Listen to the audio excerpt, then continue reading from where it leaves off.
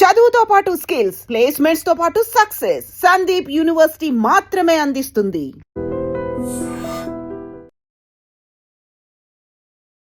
Hi hello నమస్తే welcome back to iDream media.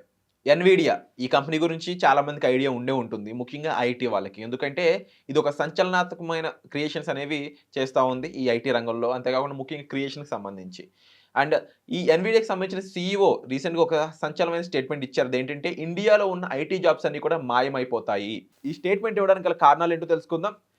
దీన్ని మనకు ఎక్స్ప్లెయిన్ చేయబోతున్నారు అనలిస్ట్ నరసింహ గారు. సార్తో మాట్లాడదు. Hi sir. హాయ్ అండి. ఒక కంపెనీకి సంబంధించిన సీఈఓ, అంతేకాకుండా ఆ ఫౌండర్ కూడా ఆయన. అలాంటి పర్సను మన గురించి ఇలాంటి స్టేట్మెంట్ ఇవ్వడం చాలా విచిత్రంగా అనిపించింది నాకు. ఎందుకంటే ఇండియన్ ఐటీ అనేది చీప్ లేబరే కాకుండా క్వాలిటీ వర్క్ కూడా ప్రొవైడ్ చేస్తుందనే విషయం ప్రపంచం మొత్తం తెలుసు. యెస్. అలాంటి దగ్గర జాబులే పోతాయనడానికి రీజన్ ఏంటి తెలుసుకోవచ్చా? ఆయన ఇచ్చిన స్టేట్మెంట్‌లో ఇండియాని ఎక్కడా మెన్షన్ చేయలేదు గానీ, ఇండైరెక్ట్‌గా he has actually talked about హ్మ్. మీరన్నట్టు ఎవరైతే బల్క్‌లో తక్కువ సాలరీకి క్వాలిటీ వర్క్ ఇచ్చే మాన్యువల్ వర్క్ ఏదైతే ఉంటుందో, ఎందుకంటే ఎన్విడియా అనే కంపెనీ ఏం చేస్తుందంటే జీపీయూస్ క్రియేట్ చేస్తుంది. ఈ GPUs are the base for AI. ఇప్పుడు ఆర్టిఫిషియల్ ఇంటెలిజెన్స్ ద్వారా చాలా మందికి జాబులు పోతున్నాయి, ఎలాంటి జాబ్స్ పోతాయనే భయంలో చాలామంది ఉన్నారు. అవును. సో ఒకానొక మీటింగ్‌లో ఆయన ఏం చెప్పారంటే, ఈ డైరెక్ట్‌లీ డిక్లేర్డ్ మేమిప్పుడు తయారు చేసే ఏఐ వల్ల ఏదైతే ఇప్పుడు మీరు వాడుతున్న సిస్టమ్స్ ఉన్నాయో, ఆ సిస్టమ్స్ అంటే పీపుల్ మీద డిపెండెంట్ అయిన సిస్టమ్స్ వాడుతున్నారు. రాను రాను ఏజెంట్ల మీద డిపెండెంట్ సిస్టమ్స్ తయారు చేస్తాము. ఏజెంట్స్ అనేది ఏఐలో వన్ ఆఫ్ అంటే మనకి మనుషులు ఎలాగో ఏఐకి ఏజెంట్స్ అలాగా. ఒక్కొక్క ఏజెంట్ ఒక్కొక్క పని చేసుకుంటూ వెళ్ళిపోతుంది. ఫర్ ఎగ్జాంపుల్ చెప్పాలంటే బాట్ అని. ఇప్పుడు మీరు స్విగ్గీలో చాట్ చేస్తే ఫస్ట్ చాట్ బాట్ వస్తుంది. ఒకప్పుడు మనిషి కనెక్ట్ అయ్యేవాడు, ఫస్ట్ చాట్ బాట్ వస్తుంది. ఆ చాట్ బాట్ కనుక మీకు సపోర్ట్ ఇవ్వలేకపోతే I'm connecting to human agent అని ఇస్తుంది. అంటే సగానికి సగం పని చాట్ బాట్స్కి వెళ్ళిపోయాయి. సో ఇంతకుముందు 1000 మంది కూర్చునే కస్టమర్ సర్వీస్లో ఇప్పుడు 100 మంది కూర్చున్నా సరిపోద్ది. ఎందుకంటే మిగతా పని అంతా చాట్ బాట్ చూసుకుంటుంది. సో ఇలాంటి ఏజెంట్ బేస్డ్ సిస్టమ్స్ డెవలప్ అవుతున్నాయి. ఆ ఏజెంట్ బేస్డ్ సిస్టమ్స్ వస్తే మాకు హ్యూమన్ బేస్డ్ సిస్టమ్స్ అవసరం ఉండదు అని ఇండైరెక్ట్గా ఆయన ఏం చెప్పారంటే, హ్యూమన్స్ ఎక్కడైతే ఎక్కువగా యూజ్ చేస్తూ మనం పని చేస్తున్నారో వాళ్ళందరికీ ఇప్పుడు అవసరం రాకపోవచ్చు నెక్స్ట్ 2-3 ఇయర్స్లో. సో వీళ్ళందరూ కాస్త అర్థం చేసుకొని జాగ్రత్త పడాలని ఒక మాట అన్నారు. He never said India are China.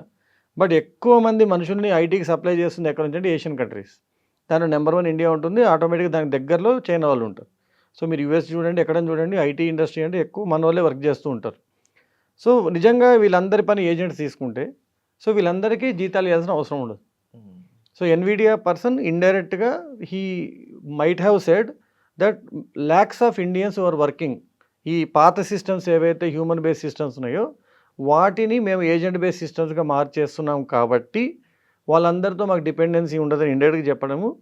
అది ఖచ్చితంగా మన ఇండియన్ ఐటీ ఇంజనీర్స్ ఎవరైతే ఉన్నారో they have to be very careful that okay దీనికి తగ్గట్టుగా ఇప్పుడు ఇండియన్ కంపెనీస్ కూడా ఎన్హాన్స్ అవ్వాలి, అప్గ్రేడ్ అవ్వాలి అని చెప్పడము నాకు తెలిసి డైరెక్ట్గా ఇండియన్ కంపెనీస్కి ఒక చిన్న హింట్ ఇచ్చినట్టుగానే. అది ఎవరైనా కావచ్చు, మన సర్వీస్ బేస్డ్ ఇండస్ట్రీ, ఇన్ఫోసిస్ అవ్వచ్చు, సిటిఎస్ అవ్వచ్చు. ఇన్ఫోసిస్ సీఈఓ అంటున్నారు ఎన్ని మార్పులు జరిగినా ఇంతకుముందు ఇంటర్నెట్ వచ్చింది కంపెనీ వెళ్ళిపోతుందన్న మేము దాన్ని ఎన్హాన్స్ చేసామని. కానీ ఇప్పుడు నిజంగా మన ఇండియన్ కంపెనీస్లో ఆ ఏజెంట్ బేస్డ్ సిస్టమ్స్కి తగ్గట్టుగా నేను ఖచ్చితంగా నీకు అవసరమని చూపించుకునేంత ఎఫిషియన్సీ ఉన్న వర్కర్స్ తప్ప మిగతా ఐటీ వర్కర్స్ అందరికి కూడా నిజంగా ఇది ఒక చిన్న అయోమయ సిచ్యువేషనే. సో మరి ఆయన అన్నది ఎన్ని నెలలో జరుగుతుందంటే 2 ఇయర్స్ అన్నారు. It may happen in 1 year are 3 years also. అయితే కొంతమంది సాఫ్ట్వేర్ అనలిస్టులు అనొచ్చు, లేదంటే సాఫ్ట్వేర్ ఇంజనీరింగ్ దాంట్లో ఎక్స్పీరియన్స్ ఉన్న, ఇండస్ట్రియల్ ఎక్స్పీరియన్స్ ఉన్న పర్సన్స్ అయి ఉండొచ్చు. ఎలాంటి ఏఐ వచ్చినా దానికి కూడా ఒక హ్యూమన్ నీడ్ ఉంటుంది అనేది వాళ్ళు చెప్తా ఉన్నారు. సో ఆ రకంగా చూసుకుంటే ఎంతవరకు జాబ్స్ అనేవి మిగలడానికి ఛాన్స్ ఉంది? ఒక 100%లో 20% అనేవి మాత్రమే హ్యూమన్ ఓరియంటెడ్ జాబ్స్ అనేవి ఉంటాయి ఐటీలో. అలా అనుకుంటే మరి ఇండియన్ ఫ్యూచర్ ఏంటి ఐటీ పరంగా? అంటే నా అంచనా ప్రకారం అయితే 10-15% అవసరం ఉంటాయి. Top level 10-15. అంటే యాక్చువల్గా మీరు ఒక్కసారి చూస్తే అండి పిరమిడ్ స్ట్రక్చర్ అంటారు. ఐటీ ఇండస్ట్రీలో ఉన్న ఎంప్లాయ్మెంట్ అంతా పిరమిడ్ స్ట్రక్చర్లో ఉంటుంది. పిరమిడ్ అనేది టాప్ లెవెల్లో తక్కువ సైజ్ ఉండి రాను కింద ట్రయాంగిల్ షేప్లో ఉంటుంది. అవును. మీరు ఎప్పుడు చూసినా ఎక్కువ రిక్రూట్మెంట్ ఎక్కడ జరుగుతుంది? రిక్రూట్మెంట్ అంతా కింద ఫస్ట్ లెవెల్లో ఫ్రెషర్స్ లెవెల్లో జరుగుతుంది. సో ఈయన ఉద్దేశం ఏంటంటే టాప్ క్రీమ్ ఎవరైతే ఉన్నారో వాళ్ళు ప్రొడక్ట్స్ని డెవలప్ చేస్తారు, ఏఐని గైడ్ చేస్తారు, వాళ్ళు ఉంటారు. మామూలుగా ఏమంటారంటే ఇలా తగ్గుతుంది అంటారు, కానీ అలా తగ్గదు. ఒక్కసారిగా కింద 2-3 లెవెల్ పడిపోవచ్చు. ఆయన చెప్పడం ఏంటంటే అసలు ఫ్రెషర్స్ అవసరం ఉండదు. ఓకే. ట్రైనింగ్ వాళ్ళు దేనికి తీసుకుంటారు? ఫ్రెషర్ లెవెల్, ఎంట్రీ లెవెల్ జాబ్స్కి తీసుకుంటారు. అలాంటి అవసరం లేకుండా డైరెక్ట్గా నాకు హైయెస్ట్ స్కిల్ ఉన్న పర్సన్స్ ఒక 100 మంది ఉంటే నేను ఇంతకుముందు 10,000 మంది చేయించిన పని చేయించగలను. అంటే ఇప్పుడు ఈ రోజుల్లో ఒక చోట ఫ్రెషర్గా జాయిన్ అవ్వకుండా ఎక్స్పీరియన్స్ తెచ్చుకునే పర్సన్ ఎవరు ఉండరు కదా, ఉండరు. అలా అనుకుంటే కంప్లీట్ సిస్టమే ఫెయిల్ అవుతుంది కదా అని. అది యాక్చువల్‌గా ఇప్పుడు ఆయన అంటే ఇప్పుడు మీరు ఫర్ ఎగ్జాంపుల్ చెప్తే టీసీఎస్ వాళ్ళు ఎన్‌క్యూటీ అని ఒక ఎగ్జామ్ పెడతారు. దాంట్లో కూడా 3 లెవెల్స్ ఉంటాయి. అంటే ఫ్రెషర్‌కి కూడా 3.5 లాక్ సాలరీ ఇస్తాడు. అదే ఫ్రెషర్‌కి ఆయన తనని తను ప్రూవ్ చేసుకుంటే 12 లాక్ సాలరీ కూడా ఇస్తాడు టీసీఎస్. సో నేననేది ఏంటంటే 3.5, 5 లాక్ సాలరీ ఉన్న వాళ్ళు అవసరం లేదు ఇప్పుడు వాడికి. ఓకే. వీళ్ళు 10 మందిని తీసుకునే బదులు 5 మంది 12 లాక్ సాలరీ పెట్టుకొని వీళ్ళతో వాళ్ళకి కావాల్సిన డబుల్ పని చేసుకునేంత ఎఫిషియన్సీ వాళ్ళకు ఉంది, స్కిల్ ఉంది కాబట్టి he is ready to pay. అంటే ఒక ఇండివిజువల్ అనేవాడు వాడు ఎలా అయినా ఉండేవాడి, వాడు స్కిల్ సెట్ ఉండాలి, వర్క్ Correct. ఎక్స్పీరియన్స్ అనేది వాడు ఆ స్కిల్ తెచ్చుకోవాలి. స్కిల్ తెచ్చుకోవాలి. అంటే ఇప్పుడు ఫర్ ఎగ్జాంపుల్ ఏఐ ఉంది.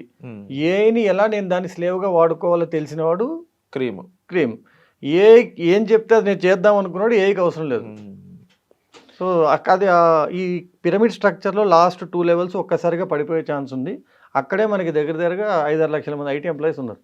సో ఉడతా భక్తి విద్యలు అయితే ఇంక పనికిరావు. ఆ రకంగా చదువుకుని ఏదో అంటే ఒక కాపీ కోడింగ్ కొడదాం అనుకున్న వాళ్ళకి ఇంకా ఫ్యూచర్ లేదు. ఎందుకంటే they have to be very good at coding. అంటే ఎంత బ్యాక్ లెవెల్కి వెళ్ళి ఏఐని మార్చి కోడ్ చేయగలిగిన వాడు, ఏఐని గైడ్ చేయగలిగిన వాడు, ఏఐ నాకు హెల్ప్ కావాలన్నప్పుడు దాన్ని హెల్ప్ చేయగలిగిన వాడు, అంటే దాన్ని ప్రాంప్ట్ ఇవ్వగలిగిన వాడు, అలాంటి స్కిల్ ఉన్న వాళ్ళు మాత్రం ఉంటారు.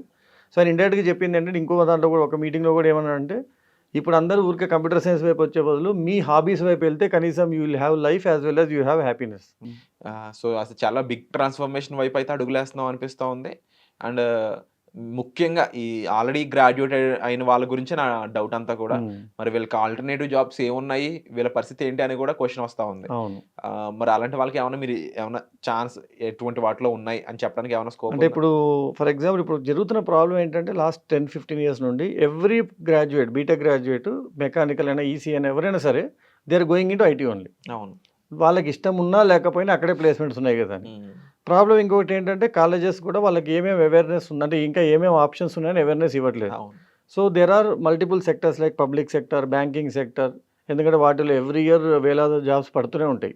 And they pay more than what these software companies pay for a fresher. So మేము యాక్చువల్గా through our Lace Academy what we were doing is we were trying to create awareness. ఐటీలో చేరి 1-2 ఇయర్స్ అయ్యి dissatisfy అయిన వాళ్ళు కూడా మా దగ్గరకు వచ్చి చాలామంది banking and public sector staff selection దాంట్లో జాయిన్ అయిన వాళ్ళు కూడా ఉన్నారు. అదే వాళ్ళు 2 ఇయర్స్ ముందే తెలుసుకొని ఉంటే ఆ 2 ఇయర్స్ కూడా వాళ్ళకి వేస్ట్ అయ్యేది కాదు. So this is a time where parents and people have to understand, okay నాకున్న స్కిల్ సెట్కి ఇంకా ఏమేమి జాబ్స్ ఉన్నాయి. ఐటీలో రాకపోయినా కూడా మళ్ళీ 1 ఇయర్ వరకు ఏదో ఒక ఐటీ అప్గ్రేడ్ చేసి అది కుదరదు. అంటే ఇంతకుముందు ఆ పేట ఈ పేటకి వెళ్ళిపోయి ఏదో కోర్సు చేసేసి సర్టిఫికేషన్ వచ్చింది, జాబ్ వచ్చింది అంటున్నారు కదా, అది ఇక మీద జరగకపోవచ్చు. ఎందుకంటే companies don't need those people anymore because bots are helping them, AI agents are helping them. ఎంత కంపెనీ వాడైనా పాపంలో పిల్లవాడని మిమ్మల్ని పోషించాడు, మీకు స్కిల్ ఉంటేనే తీసుకుంటాడు. అండ్ స్కిల్ ఉన్నవాడు ₹2 పని చేయడు, నాకు లక్షిస్తేనే పని చేస్తా అని డిమాండ్ చేయగలుగుతాడు. అలాంటి వాళ్ళు టోటల్ గ్రాడ్యుయేట్స్లో 20% ఉంటారు, వాళ్ళ జాబ్స్ ఎక్కడికి పోవు. ఓకే. సో డెఫినెట్లీ మీరు చెప్పిన విధంగా అలాంటి ఆల్టర్నేటివ్ సెక్టర్స్ వైపు అడుగులు వేస్తే కాస్త బెటర్ లైఫ్ అనేది వాళ్ళు చూడడానికి స్కోప్ ఉంటుందని నాకు అనిపిస్తూ ఉంది. ఇలాంటి డీటెయిల్స్ కోసం అయితే మీరు డిస్ప్లే అవుతున్న నెంబర్స్ కాల్ చేసినట్లయితే సార్ మరింత ఇన్ఫర్మేషన్ మీకు ప్రొవైడ్ చేస్తారు. వచ్చే ఎపిసోడ్లో మళ్ళీ కలుద్దాం. Thank you so much sir. Thank you అండి.